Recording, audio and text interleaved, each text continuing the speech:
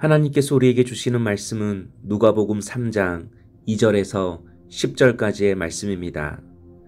안나스와 가야바가 대제사장으로 있을 때에 하나님의 말씀이 빈들에서 사가랴의 아들 요한에게 임한지라.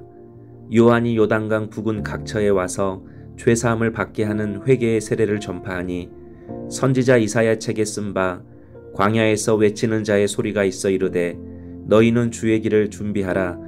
그의 오실 길을 곱게 하라. 모든 골짜기가 메워지고 모든 산과 작은 산이 낮아지고 굽은 것이 곧아지고 험한 길이 평탄하여질 것이요 모든 육체가 하나님의 구원하심을 보리라 함과 같으니라. 요한이 세례를 받으러 나오는 무리에게 이르되 독사의 자식들아 누가 너희에게 일러 장차 올 진노를 피하라 하더냐. 그러므로 회개에 합당한 열매를 맺고 속으로 아브라함이 우리 조상이라 말하지 말라. 내가 너에게 이르노니 하나님이 능히 이 돌들올도 아브라함의 자손이 되게 하시리라. 이미 도끼가 나무에 뿌리 놓였으니 좋은 열매 맺지 아니하는 나무마다 찍혀 불에 던져지리라. 무리가 물어 이르되 그러면 우리가 무엇을 하리이까? 아멘. 예수님이 이 땅에서 메시아 사역을 시작하시기 전에 사람들이 예수님을 잘 믿을 수 있도록 준비하는 사람이 있었습니다. 바로 세례 요한입니다. 세례 요한은 빈들에서 살았습니다. 빈들은 아무도 살지 않는 황량한 불모지, 즉 광야를 말합니다. 그래서 불편하고 힘듭니다. 그런데 이런 빈들에 사는 세례 요한을 만나기 위해 많은 사람들이 찾아왔습니다. 7절에 요한이 세례 받으러 나오는 무리에게 그가 권력이라는 화려한 옷을 입은 것도 아니었습니다. 날마다 좋은 음식을 먹는 부자도 아니었습니다.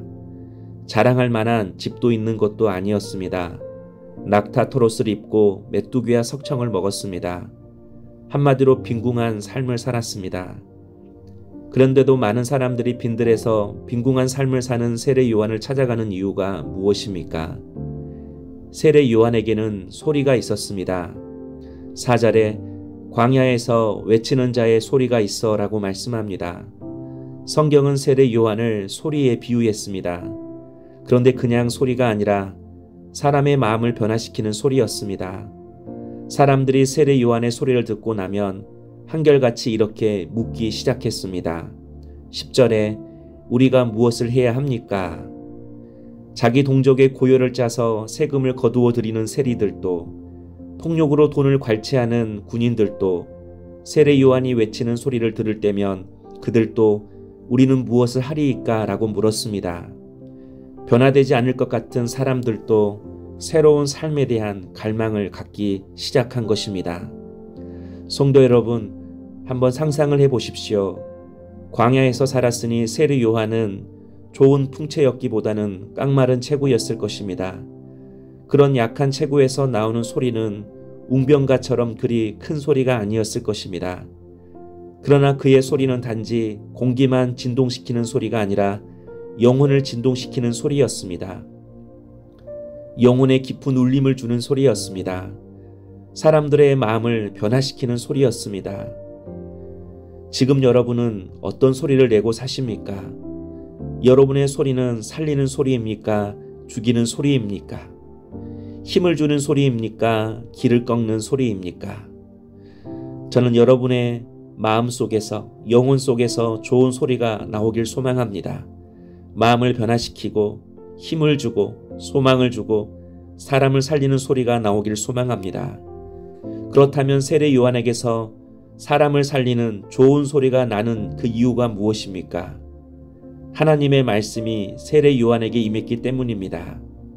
2절에 하나님의 말씀이 빈들에서 사가랴의 아들 요한에게 임한지라. 세례 요한은 자기 소리를 내지 않았습니다. 세상의 소리를 내지 않았습니다. 오직 자신의 마음속에 주신 하나님의 말씀만 전했습니다. 이유가 무엇이죠? 하나님의 말씀만이 사람을 변화시키고 사람을 살리는 능력이 있었음을 믿었기 때문입니다. 바로 말씀의 절대성을 믿었습니다. 그래서 8절에 회개에 합당한 열매를 맺으라라고 말씀합니다. 죄에 대한 회개를 선포했다라는 것입니다. 당대의 실세였던 헤롯이 이복 동생의 아내를 취하였을 때에도 그는 당당하게 죄를 지적했습니다. 그는 어떤 권력자라도 인간은 하나님 앞에서 죄 용서를 받아야만 살 수 있는 존재임을 믿었던 것입니다. 바로 이것이 하나님의 말씀이 세례 요한에게 임한 이유였습니다.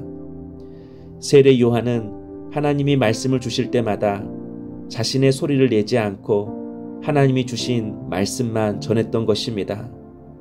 또한 4절에서 너희는 주의 길을 준비하라 그의 오실 길을 곧게 하라라고 이사야 말씀을 예언했습니다. 메시아가 곧 이 땅에 오셔서 고통받는 이 백성을 위로할 것이라고 약속을 선포한 것입니다. 사랑하는 성도 여러분, 여러분은 하나님의 말씀의 절대성을 믿고 사십니까? 하나님의 말씀 속에 구원의 길이 있고 지혜가 있고 우리 인생의 길을 여는 하나님의 은혜의 역사가 있음을 믿으십니까? 내 인생의 모든 문제를 풀 수 있는 하나님의 놀라운 지혜와 섭리가 있음을 믿으십니까? 크리스찬이 된다라는 것은 움직이는 성전이 되는 것을 의미합니다.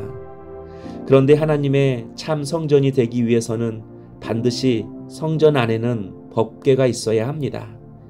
하나님의 말씀이 있어야 한다라는 것입니다. 우리의 심령이 하나님의 말씀으로 채워지지 않고서는 온전한 성전이 될 수 없습니다. 참된 신앙인, 참된 그리스도인이 될 수 없습니다. 우리의 심령에 말씀이 없다면 항상 세상의 힘과 유혹 앞에서도 신앙의 양심을 버리며 살 것입니다.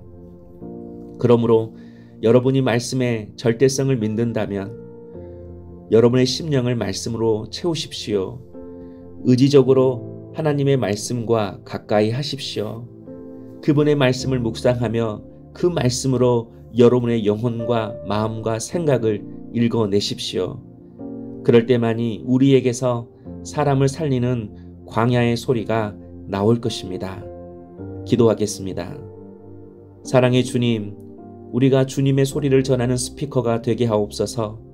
오늘 또 살리는 소리, 사랑과 용서의 소리를 내게 하셔서 사람들의 마음에 평화와 안식을 전하는 통로가 되게 하여 주시고 다시 새롭게 살아갈 소망과 갈망을 심어주는 복된 도구가 되게 하여 주옵소서. 예수님의 이름으로 기도하옵나이다. 아멘.